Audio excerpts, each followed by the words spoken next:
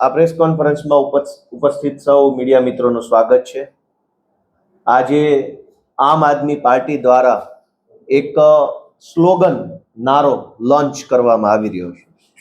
જે રીતે ગુજરાતમાં છેલ્લા લાંબા સમયથી મજબૂરીવશ જનતાએ બીજેપીને મત આપ્યો અને જનતાની મજબૂરી હોવાના કારણે વર્ષો સુધી ભાજપ પાર્ટી સરકારમાં આવી।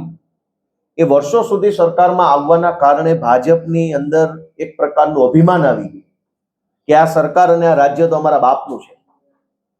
જોકે લોકશાહી વ્યવસ્થામાં હંમેશા અંતિમ સત્તા ભારતના સંવિધાનમાં લખ્યા પ્રમાણે જનતાના હાથમાં હોય છે। જનતા જ બાપ હોય છે। જનતાથી મોટું કોઈ શાસક, કોઈ સરકાર, કોઈ સત્તા પાર્ટી હોતી નથી।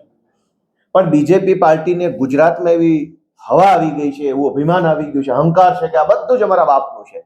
અમે જે ધારીએ તે કરીએ, અમારા ભાજપવાળાના મનમાં આવે એવું કરીએ, ભાજપવાળાને જે ઈચ્છા પડે એમ જનતા સાથે વર્તન વ્યવહાર કરીએ।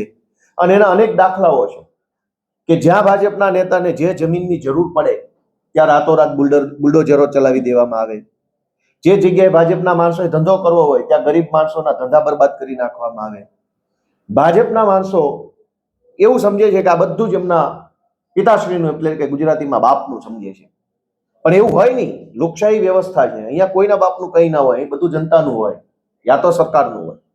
અને એટલે આમ આદમી પાર્ટીએ નક્કી કર્યું છે કે ગુજરાતની જનતા સુધી અમે એક સંદેશ પહોંચાડવા માંગીએ છીએ કે આ ગુજરાત કોનું છે? ગુજરાત છે આમ જનતાનું, ગુજરાતના કરોડો મહેનતુ પરસેવો પાડીને જીવતા લોકોનું, ગુજરાતના ખેડૂતોનું, શ્રમિકોનું, ગુજરાતના યુવાનોનું ગુજરાત છે, ભાજપવાળાનું નથી। આજ ગુજરાતની પરિસ્થિતિ જુઓ તો ભાજપના દરેક નેતાની બાપ બેટાની જોડી બની ગઈ છે। નેતા ભાજપ પાર્ટીમાં રહી અને 2 નંબરના ધંધા કરે ને દીકરો અલગ 2 નંબરના ધંધા કરે। ભૂતકાળમાં તમે જોયું હશે કે અનેક ભાજપના નેતાઓના દીકરાઓ અનેક પ્રકારના ક્રાઇમમાં પકડાયા।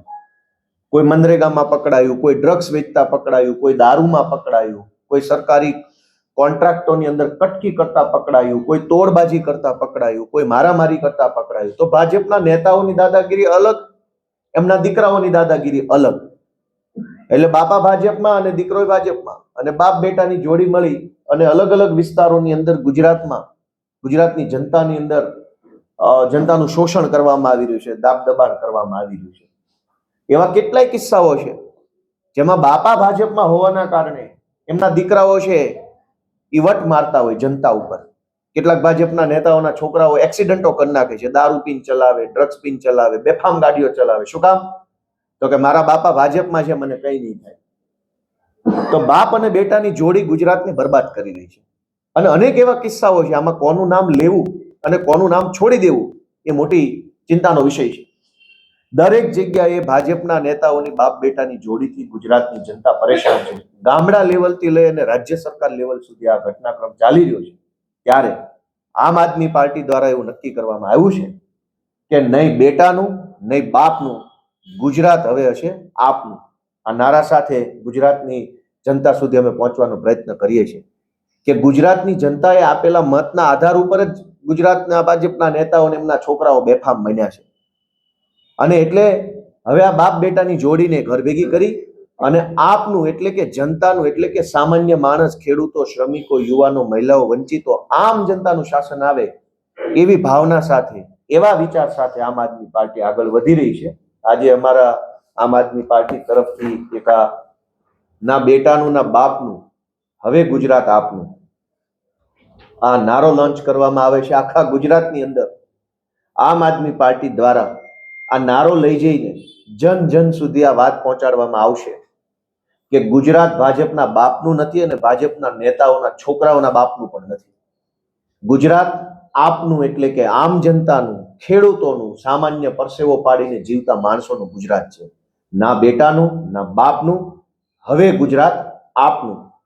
આ સ્લોગન સાથે, આ વિચાર સાથે આમ આદમી પાર્ટી ગુજરાતના ઘર ઘર સુધી, ગલી મહોલ્લા, એક એક વ્યક્તિ સુધી પહોંચવાનો આજથી આ કેમ્પેનનો પ્રારંભ કરે છે। અમને પૂરી શ્રદ્ધા છે કે આમ આદમી પાર્ટીમાં જોડાયેલા આમ પરિવારના, સામાન્ય સાધારણ પરિવારના યુવાનોને ગુજરાતની આમ જનતા આશીર્વાદ આપશે અને આ બાપ બેટાની જોડીને ઘર ભેગી કરી અને સાચું સ્વરાજ લાવવા માટે થઈ અને જનતા અમને સહયોગ આપશે. ખૂબ ખૂબ આભાર. આપના કોઈ પ્રશ્ન હોય